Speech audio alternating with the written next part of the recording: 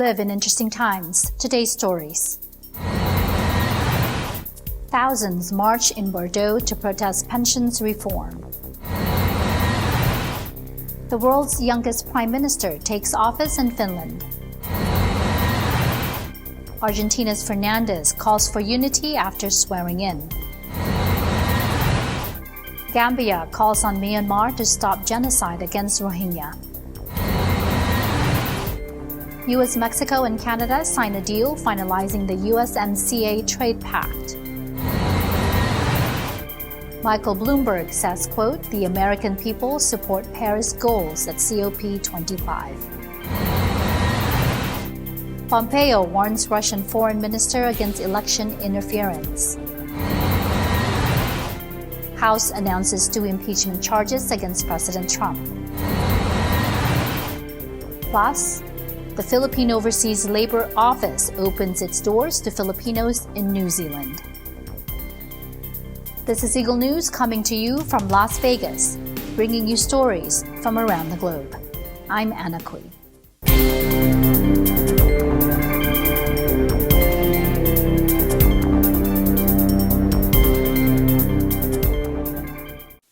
According to the authorities, 9,000 demonstrators, teachers, railway workers, pensioners, dock workers, and public officials marched in the streets of Bordeaux to protest Emmanuel Macron's pensions reform.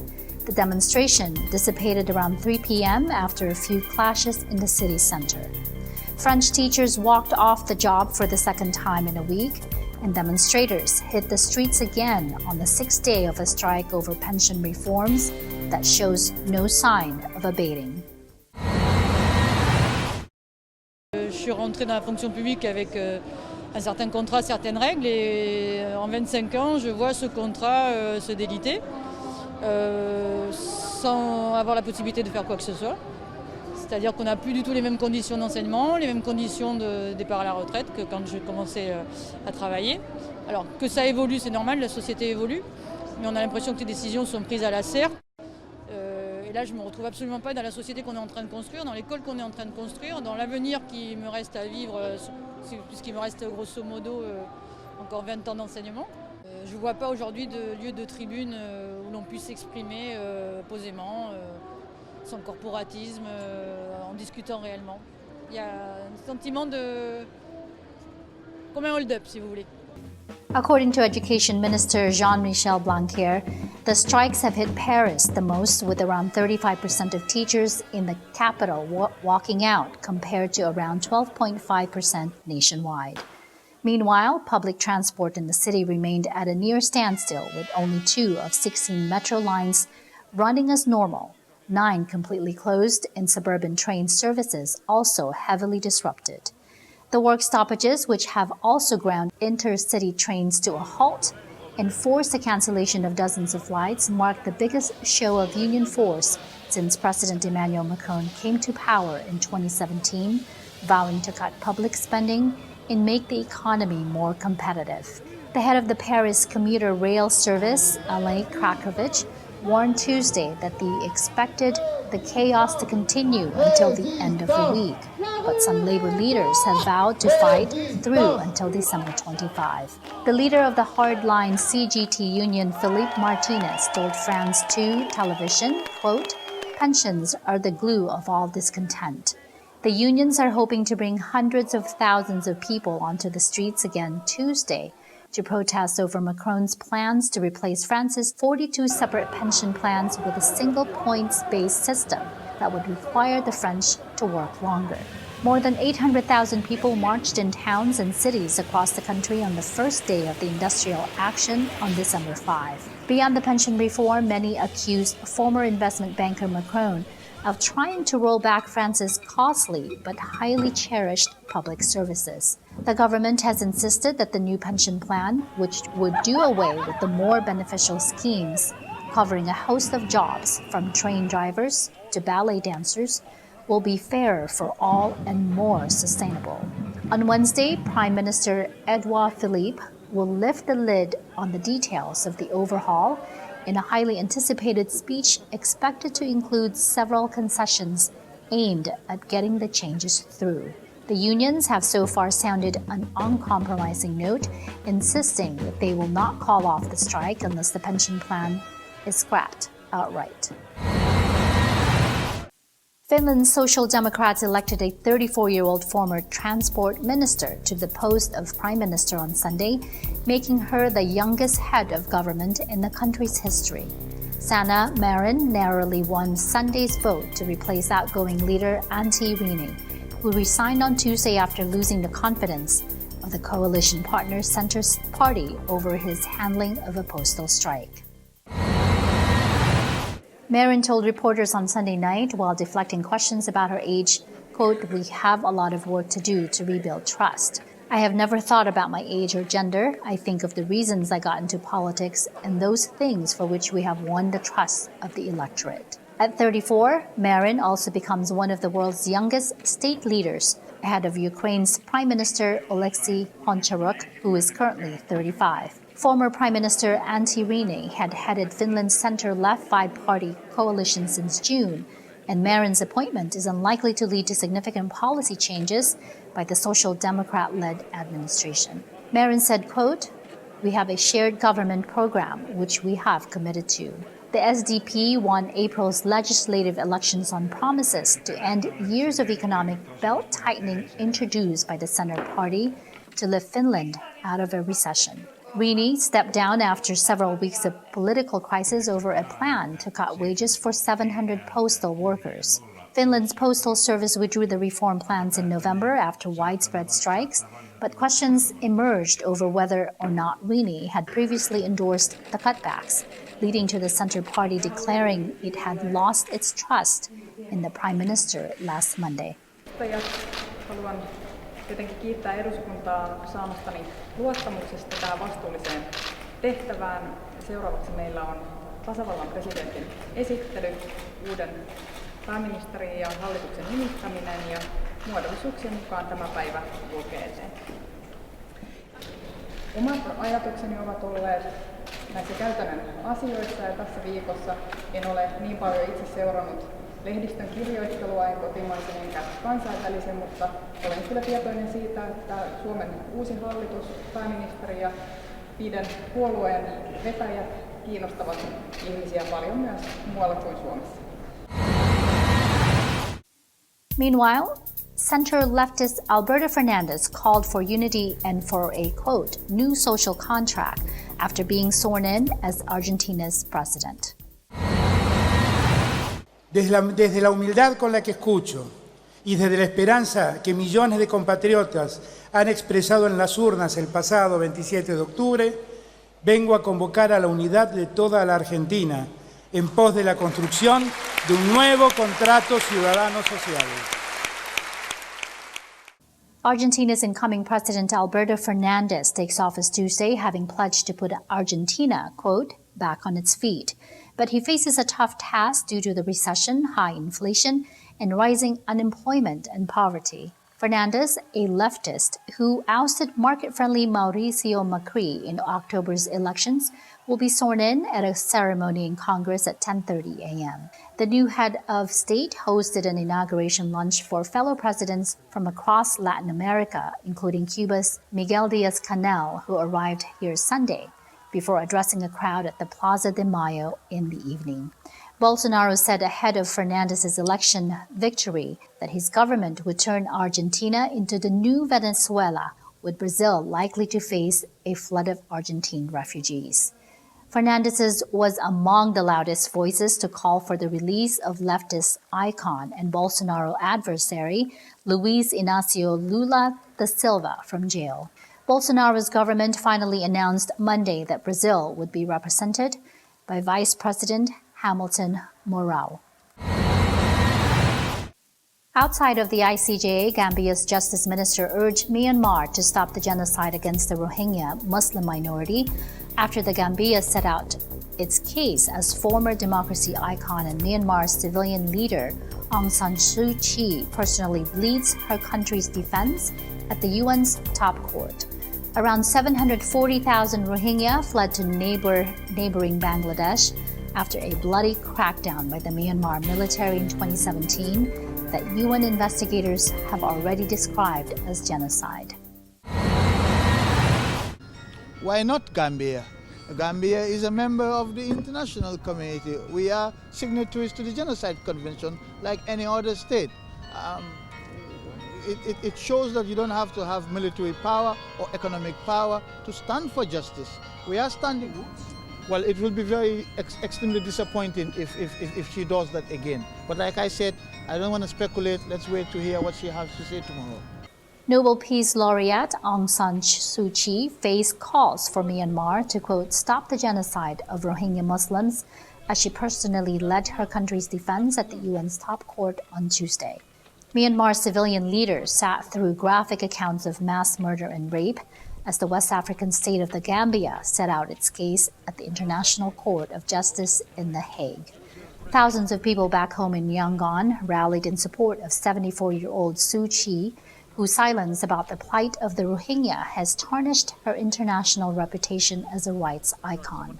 Around 740,000 Rohingya fled to neighboring Bangladesh after a bloody crackdown by the Myanmar military in 2017 that UN investigators have already described as genocide. Gambian Justice Minister Abubakar Tambadou told the judges, quote, tell Myanmar to stop these senseless killings, to stop these acts of barbarity that continue to shock our collective conscience, to stop this genocide of its own people. Muslim-majority Gambia accuses Myanmar of breaching the 1948 Genocide Convention and has asked a court, set up in 1946, to rule on disputes between UN member states to take emergency measures to stop further violence. Tambadou, a former prosecutor at the tribunal into the Rwanda's 1994 genocide, said, quote, another genocide is unfolding right before our eyes, yet we do nothing to stop it. Every day of inaction means more people are being killed, more women are being raped, and more children are being burnt alive. For what crime? Only that they were born different. Up next, U.S., Mexico, and Canada sign a deal finalizing the USMCA trade pact.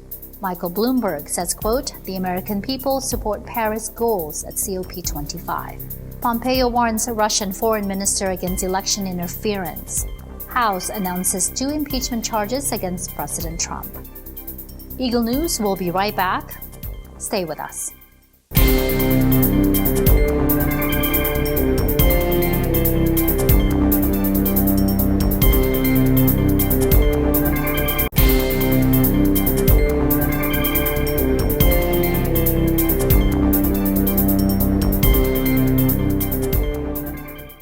Welcome back. This is Eagle News coming to you from Las Vegas. I'm Anna Kui. The United States, Mexico, and Canada signed a deal Tuesday finalizing their new trade agreement after more than 2 years of arduous negotiations and paving the way to ratification. U.S. Trade Representative Robert Lighthizer said additions to the USMCA agreement, which notably tightened labor enforcement provisions in the original deal signed a year ago to update the 25-year-old NAFTA, made it the, quote, best trade agreement in history.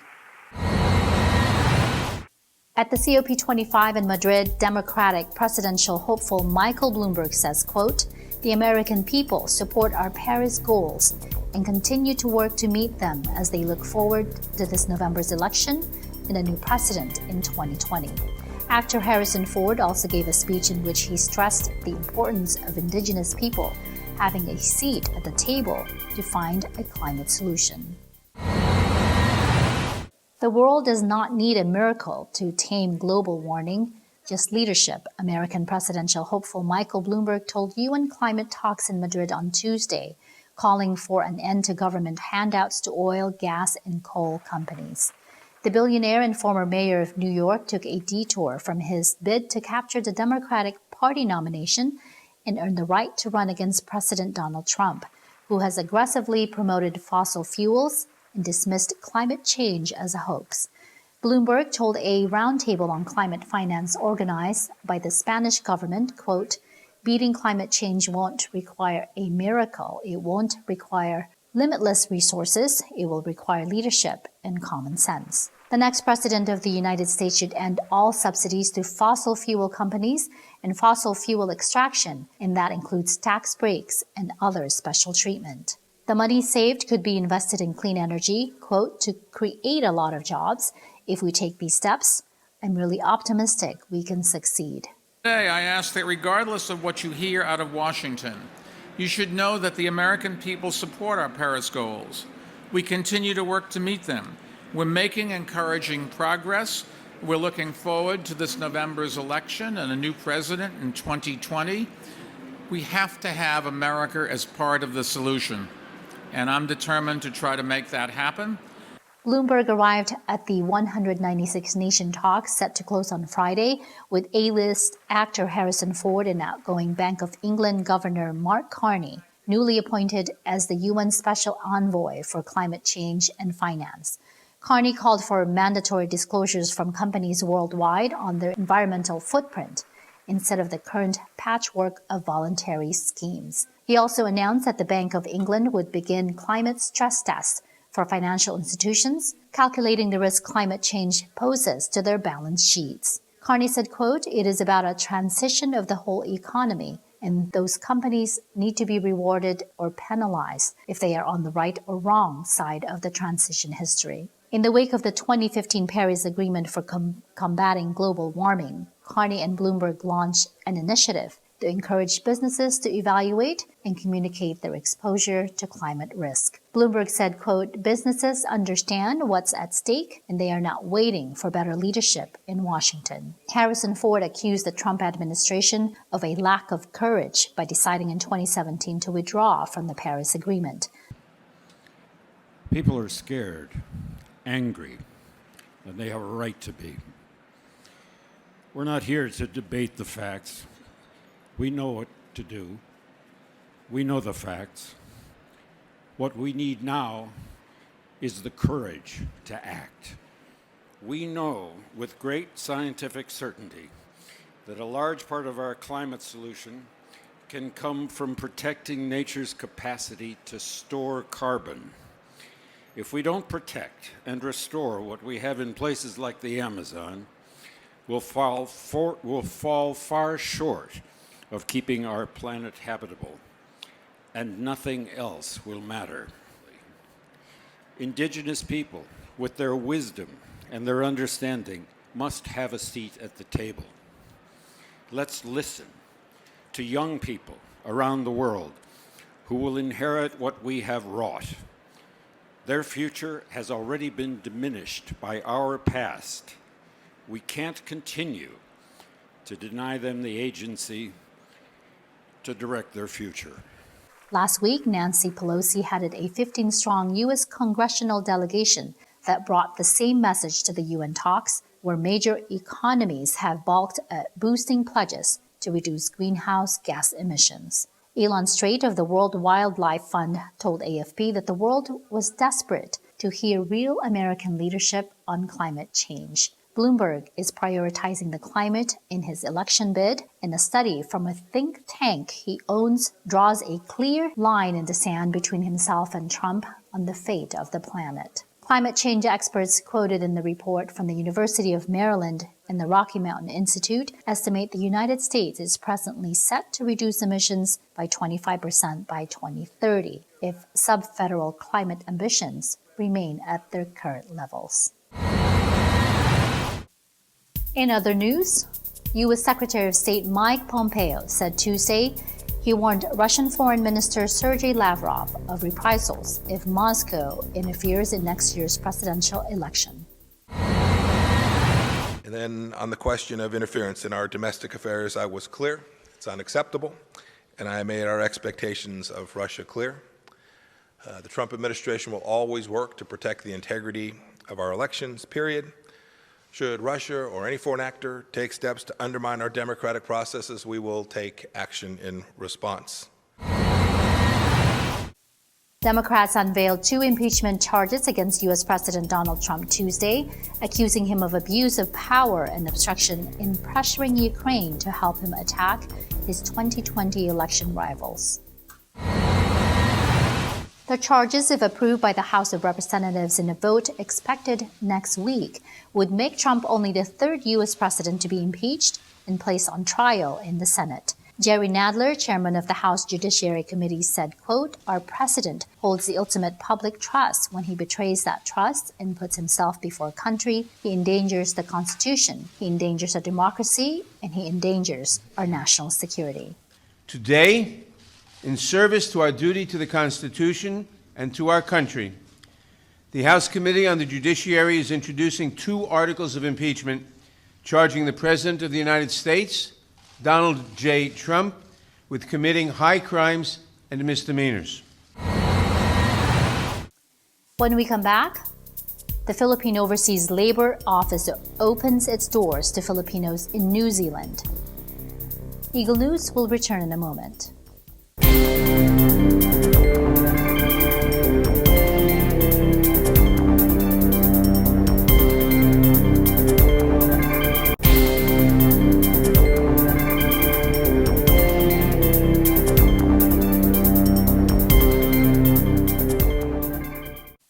You are watching Eagle News, coming to you from Las Vegas. I'm Anna Kui. The Philippine Overseas Labor Office, or POLO, opens its doors to Filipino workers in New Zealand with aims to help assist kababayans with employment concerns. Eagle News correspondent Grego Besa with the details. Take a look. In New Zealand, there are thousands of overseas Filipino workers who are being employed at various sectors and industries across the country. Upon recognition of the crucial role of POLO in addressing the issues and concerns affecting the Filipino migrant workers, the Philippine Embassy in New Zealand, along with the Filipino community leaders and the workers themselves, had been longing for to be having a POLO in this country. No other than the Philippine Secretary of Labor and Employment, Honorable Sylvester Bello III, graced the launching of POLO New Zealand on 17th November of this year, which was held at the Philippine Embassy in Wellington. This historic occasion was witnessed by other Department of Labor and Employment officials, the embassy officials and staff, and the Filipino community leaders. Kaya po kami nandito ngayon ay para maipatayo o itatag yung ating Philippine Overseas Labor Office dito sa lungsod ng Wellington, bansang New Zealand. Ito po ay nagpapatunay kung gaano kamahal ang ating Pangulo, ang ating mga overseas workers, dahil sa inyo po ay napakalaki ang utang ng ating bansa sa inyo. Hindi dahil sa inyong paghihirap, pagsusumikap, ay nakatulong kayo sa ekonomiya ng ating bansa. On his speech, Secretary Bello emphasized that the establishment of POLO in New Zealand is a gift from the Philippine President Rodrigo Duterte to the Filipino migrant workers in the country, whom he has valued and loved so much, just like the other overseas Filipino workers across the globe, due to their significant contribution to the Philippine economy. He also expressed his gratitude to the Philippine Embassy in New Zealand, particularly to Ambassador Jesus Domingo, for all the assistance extended in making the establishment of POLO a reality. The Administrator of Philippine Overseas Employment Administration, Honorable Bernard Olalia, who was also present during the launching, expressed his confidence that the well-being of the Filipino migrant workers in New Zealand would now be best served under the POLO supervision.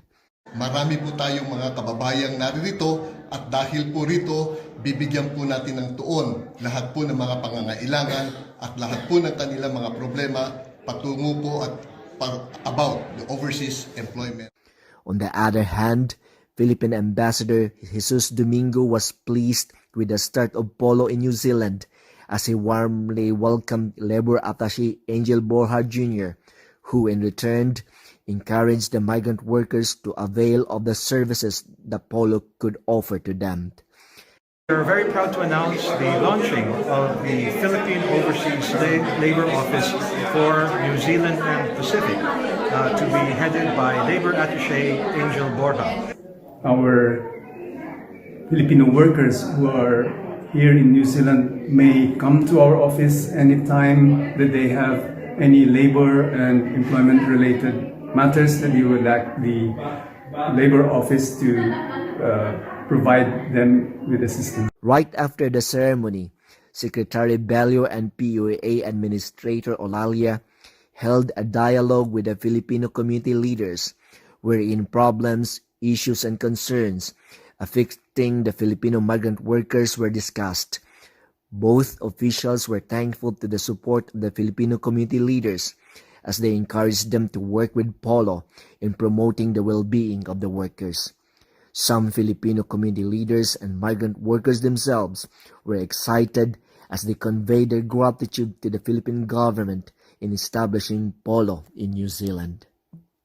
I think it is quite good that we have the Polo here in New Zealand because it will actually help the overseas workers that we have in the Philippines, and also we have that capacity to be able to guide all those people that's coming to New Zealand, and also to be able to help those who are already in here. Secretary Bello and President Rodrigo Duterte, thank you very much for granting our request for having a Polo office here in New Zealand. Maraming salamat po sa aming Pangulong Duterte sa pagkakaroon po ng Polo dito sa New Zealand.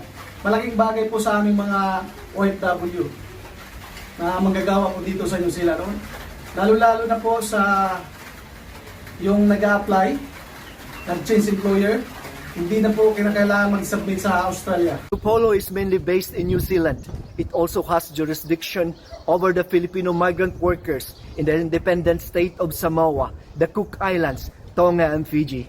Yet, despite the workers' territorial locations, Polo must reach them out and carry out its mandate at all cost. From Philippine Embassy in Wellington, New Zealand, this is Greg Besa. I am and will always be one with 25. Thanks, Grego. That is today's Eagle News. Join us again tomorrow for stories that matter to you. Visit our websites at eaglenews.net and eaglenewslive.com. Follow us on Twitter at twitter.com/eaglenews and on Facebook at facebook.com/eaglenews. Thank you for watching. I'm Anna Kui, and I'm one with 25.